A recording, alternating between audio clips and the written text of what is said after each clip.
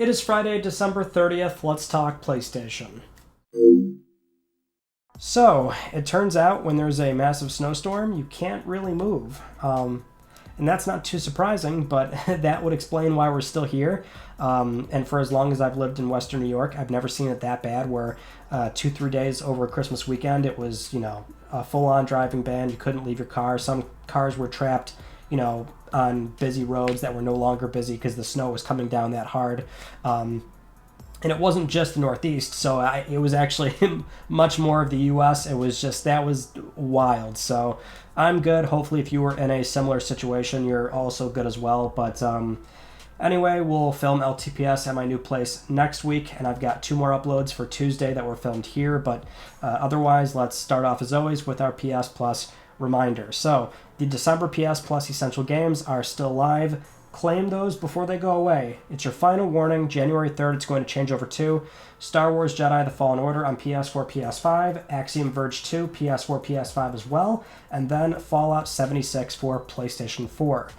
Not a bad month. I think it's something where it's going to really depend on if you either bought these games and tried them already, or just if you're into them, which kind of a dumb way to say it. That applies to every month, but like for me, not into Fallout 76, I should say, and I think that speaks for a lot of people. But I'm not a Star Wars person, and Axiom Verge, I would certainly normally try that, but I keep hearing that it's not as good as the first, so I don't know, but other folks are saying, oh yeah, it sounds great to me, and it is interesting that we've got more Bethesda deals that keep happening for PS Plus, so there are Bethesda titles on PlayStation Plus, the game catalog, and now we're seeing Fallout 76. It's got to be something where it's just, these companies aren't really advising some of those smaller departments that are not, going to be strictly involved in, say, obviously the big ABK deal, right? So it's just, business as usual. And that's why we still see Sony kind of make announcements and Microsoft make announcements, even though they may or may not show up in a court setting. But either way, I would say this is a somewhat solid start for 2023. It depends on how you feel about it. Anyway, getting into our first story, if you remember, we talked about how the SA president and CEO Jim Ryan talked about how PS5 stock was going to improve considerably in Japan. And it turns out that is definitely happening, because really the past 2 weeks, the stock has been surging in Japan. So we've never seen PS5 consoles reach these sales numbers before. So as an example, for the week of December 12th to the 18th, 70,000 PS5 consoles were sold. That's 64,420 for the disc machine and 6,076 for the digital edition. The following week was the 19th to the 25th, and it was nearly 70,000 again, 59,352 for the disc console, 9,467 for the digital edition. So again, for context, a bad week for PS5 in Japan is like a few thousand consoles, if that. But the usual average is anywhere from 10 to 20, and sometimes 30,000 consoles at the high end. So you can see how they are definitely they're there. The stock has improved considerably, and we have to remember that for their current fiscal year, they've only sold 6.5 million as a confirmed number for the first 2 quarters, but they still expect to sell 18 million total, which means they've got an 11.5 million delta to reach, and they have not changed that forecast. They think they're going to make up that much more consoles based off the initial 6.5 they sold. So there's a lot of ground to make up, but based on what we're seeing in each market, and Japan has historically not been a high priority market for PS5 stock, it seems like, yeah, the situation has improved greatly. Next up, for the Gran Turismo franchise, it recently crossed over its 25th anniversary, which is huge, considering that this IP is likely the longest running active PlayStation franchise in PlayStation history, and that's the one caveat, is that it is active. So the other IP would be Twisted Metal, but we did not get a Twisted Metal on Vita or PS4. Gran Turismo was also not on Vita, but I think we would have eventually gotten one if Vita was a bit more successful. And we should be seeing a new Twisted Metal fairly soon. But anyway, going back to Gran Turismo, it's been on most PlayStation consoles. It's It's got a recent release. We've got 90 million copies sold across the entire franchise, which was recently confirmed. It's a big IP, and so that's why it was so important that Gran Turismo 7 came out so soon with a new platform cycle on PS5. And part of that celebration was we got 2 very cool, celebratory videos with Ken Kutaragi and Kaz Hirai. Now, it's always cool to see Ken. He's, of course, the father of PlayStation, the system architect for PS1 through 3 and PSP, and so he was part of a little video talking about the Gran Turismo IP. Always cool to see Ken. It's much more rare to see Kaz Hirai, though. So he was the president and CEO of Sony Computer Entertainment from 2007 to 2012. So he was there for most of the PS3 dark ages, as we call them. Not only did he do a good job leading PlayStation back then to turn PS3 around, but we had a PlayStation guy that then got promoted to CEO of the entire Sony corporation. And that was really encouraging to know that, okay, we've got a PlayStation guy now leading the entire corporation, the entire parent company. So it gave us all a little bit of, reassurance that Sony was not going to exit the PlayStation business or dump them off, because that was a really tough time for the PlayStation business. But cool to see that. And to top it off, we also got confirmation that the Gran Turismo movie has wrapped up on principal photography. So I saw this last week with, it was a stunt car driver on Twitter where he was talking about how his portion of the film was done. We weren't entirely sure if that meant the entire film was completely wrapped, but yes, it's confirmed. They're done filming the Gran Turismo movie, which would make sense because they're planning on releasing this thing August 2023, so seems about right. And now we've got a Gran Turismo movie. PlayStation Productions has not been messing around. We're kind of out of these 2010 era situations of video game IP getting a movie, but then it's trapped in limbo for 10 plus years. These things are finally happening with PS Productions, and I don't know how a Gran Turismo movie is going to turn out, but we'll find out in about 7-8 months, something like that, assuming it comes out on time at least. Moving on to some Naughty Dog news. So when it comes to their next project, obviously we don't know what they're doing. It's more a matter of them being very candid about how they're approaching that game, and that's what we saw more of this week. So recently, during an interview with The New Yorker, it was noted that Neil Druckmann's next project is, quote, structured more like a TV show, more so than anything else Naughty Dog has made before. So it wouldn't be just Neil or another single writing partner, but that they're assembling a writer's room. Naturally, and we know how this goes, but headlines were written and stories were made about this, so Neil addressed it on Twitter where he says, and I quote, "I'm sure no one will misconstrue what this means. Spoiler, it's about making our games in an even more collaborative manner. Stoked to show you our projects as soon as we can." This is definitely something where, and I had thought this before Neil addressed it on Twitter, but I'm like, oh, this is going to go over well. It was so predictable to see how this was going to happen when, some sites will just naturally try and make it a little bit spicy by taking the main, line there of structured more like a TV show, and that's the headline for Twitter, Reddit, IGN, GameSpot, wherever else. You see how that's going to play out, and there's always a certain group of folks, especially with Naughty Dog nowadays, where it's they're so dismissive of what they do nowadays and how they approach their games, so that's always disappointing. But going to Neil's actual comment, good. I think it's always best to have a very collaborative process. So sounds like they just want more writers to be a part of actually outlining the entire game and figuring out what kind of story they want to tell, what kind of direction they want to go in. And it's always best to kind of bounce ideas off of multiple people. It really depends on the game and who's a part of the process.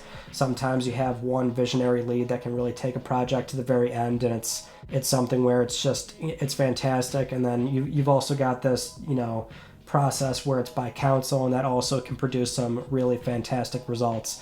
But at least in TV and film, that is something where there's always the writer's room, and in video games, that's not always the case.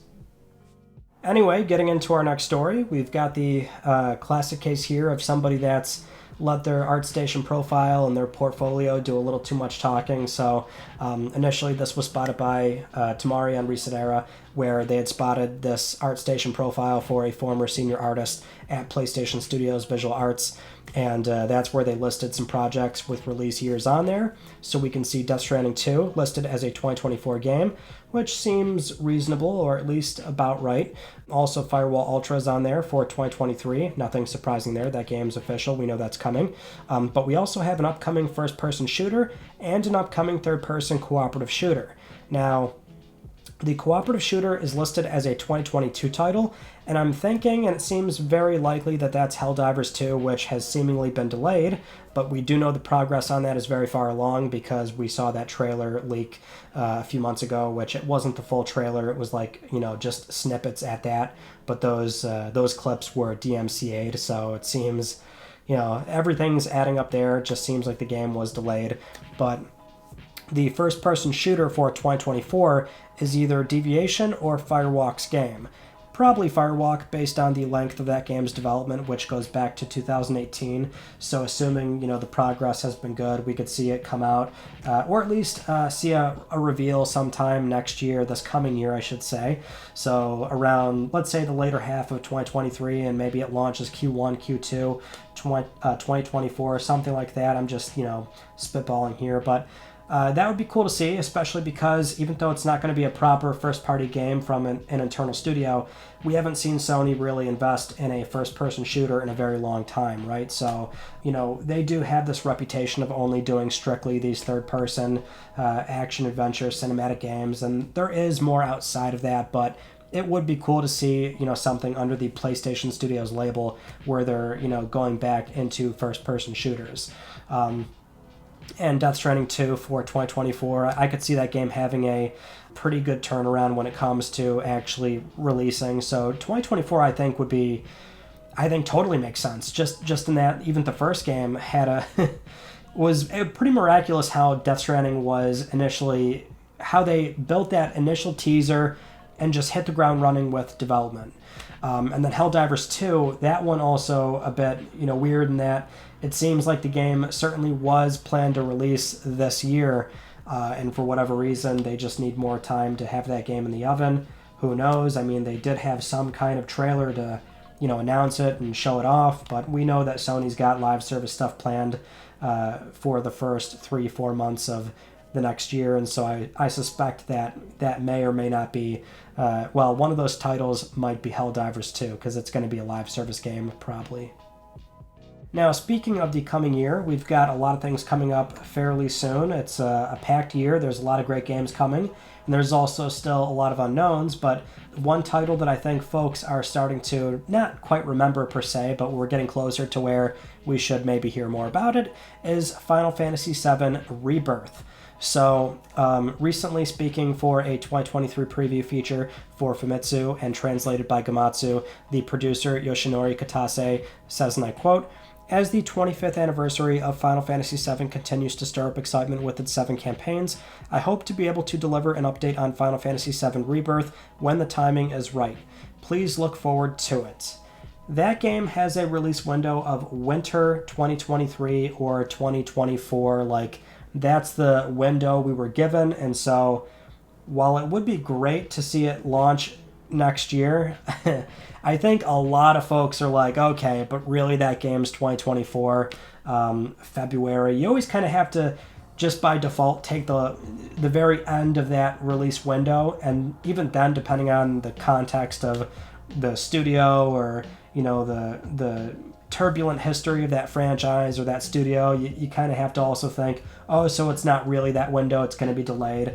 But I think we can safely say that we should at least be seeing the game in a big way next year. That much, I think, is certain. So even if it won't launch, that's always something to keep in mind for next year, is that we're not only looking forward to a mainline entry on PS5 with Final Fantasy XVI, but 7 Rebirth is coming after that.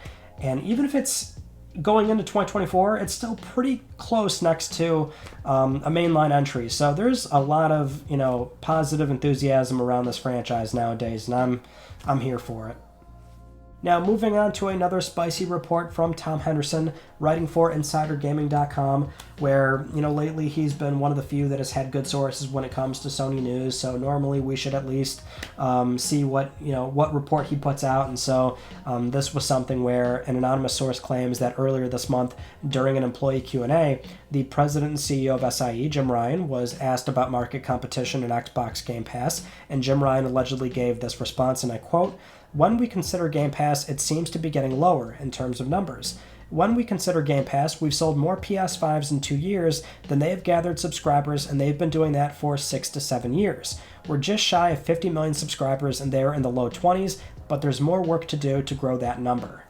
Very interesting answer, assuming it's real, and I can see it being real just in that it sounds plausible. It sounds like something Jim Ryan would say, if only because, for sure, one thing is happening here where it doesn't matter how he really feels. He's going to give an answer that sort of instills confidence as, the kind of answer you would expect from a leader, right? So he's going to downplay Game Pass. He's going to talk about how well they're doing, even making these broad, unnecessary comparisons like, look at how many subscribers they've gotten after 6-7 years with Game Pass. They're starting to saturate on Xbox, which Phil Spencer, has certainly confirmed that much, that they're saturating on Xbox when it comes to Game Pass subscribers, but he fails to mention that they're growing substantially with PC Game Pass, right? So there's that. Also mentioning how they've got 50 million PS Plus subscribers. That's a misleading comparison because you're talking about PS Plus Essential members, which are not equivalent to Xbox Game Pass subscribers. So you've got something where Jim's just trying to give a very confident answer of, don't worry about, the other guy, like, we're doing good, we're focused, we're selling a lot of PS5s, we're doing well. That much is certain, but this does go back to some conversations we've had before, and maybe you remember, but I've always been of the mind that, Sony will, obviously, they'll look at Microsoft, they'll watch them closely, they will respond accordingly if they are put in a position to do so, if it's big enough, like, say, the ABK deal, so you can't, prop up the ABK thing and say they don't consider them a competitor, but look at how they're fighting that.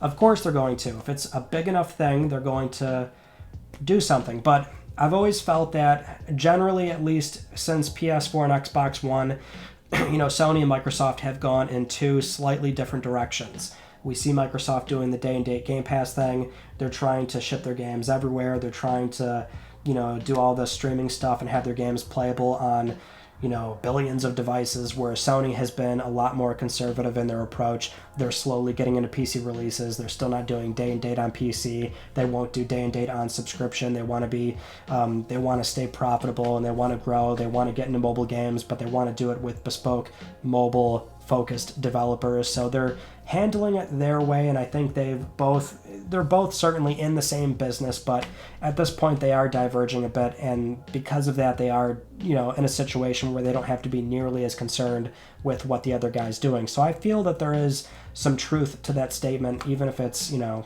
unconfirmed statement. It sounds plausible to me, just off that merit alone, but, no matter what position they're in, as a leader, you're going to have to give an answer that instills confidence. So that's more or less what's happening. Now, since we are right in the midst of the holidays between Christmas and New Year's, it's that kind of purgatory where everybody's off. There's not much news going on, so we're pretty much done. But there was one cool thing that happened, which we don't typically bring this up, but it was recently confirmed from the RPCS3 team that they have reached 0 games being non-bootable, as in the emulator has progressed enough to where every game can boot and you can get past a solid black screen. Like, there's progress on the entire PlayStation 3 library now. That's very cool. I still follow that scene. We don't talk about it too often here, but huge news. That doesn't mean that every game is completely playable from start to finish with no problems. That's still an emulator that, for PS3 games, they're a huge pain, so there's still a lot of work to be done, but they've made substantial progress throughout the years. And I know when this topic comes up, it's something where people suggest that RPCS3 should, collaborate with Sony. Sony should just buy the emulator or hire that team or this and that. But there's a conflict of interest in, say, bringing them on board and, giving them access to, say, PS3 source code. And then you've got this rabbit hole of them having to sign these NDAs where they can't do this sort of scene work that they've been accustomed to throughout the years. There's just like that wouldn't work. But we've also just seen that PlayStation 3 likely would still be a bit too difficult to emulate on PlayStation 5, or at least to the point where it would not be, I'd say, financially viable is the best way that I like to put it. Even if it might be technically possible, they are still not going to pursue it for the financial reason of how much resources, time, money, and effort it would take to do it. So yes, Sony has PS3 source code. If anybody can do it, they could combine those efforts with our PCS3. I mean, I know where the theories run wild here, but I think there's just way too much that's working against that idea. So with that said, I'll always be the person that has to remind everybody that we're probably still not going to get PS3 emulation, but if you're into that kind of thing, our PCS3 is certainly a very, very viable option nowadays, which is so cool to see. Or you could just buy PS3 hardware and play the games like I still like to do, but cool nonetheless, and at least for next year. I do think we're getting a new PS2 emulator, but in terms of PS3, that's a no. Now, with all that said, it is time for Let's Talk Plus, the weekly Let's Talk PlayStation giveaway, where one of you can win a $10 PSN code. I would like to congratulate this viewer right here. I'll be contacting you very soon via email or Twitter, and if you'd like to win a $10 PSN code, it's very easy. You can follow the link down below. Supporting this channel, a number of ways can gain you an entry, and I'll announce the winner next week because I'm trying to help pay for your games. Those are all the stories from this past week, and our Tuesday video was reviewing all the PSP launch titles with my friend Terrell, so he's back better than ever, and we re-review the PSP launch lineup. It was such a fun, exciting time back then for the both of us, so it was a crazy trip to replay all those games again and check them out, and so that was this past Tuesday's video, and he'll actually be back somewhat soon, which I know is exciting because I think a lot of you seem to really like him, and I guess I like him too. But this coming Tuesday is our annual PlayStation predictions video, one of my favorite ones to do every single new year. So I will grade myself from last year and give 10 new predictions for the PlayStation business, which that's this coming Tuesday, so that's going to be really fun. But that's pretty much it. And again, next week we will finally be moved over, so bear with me. But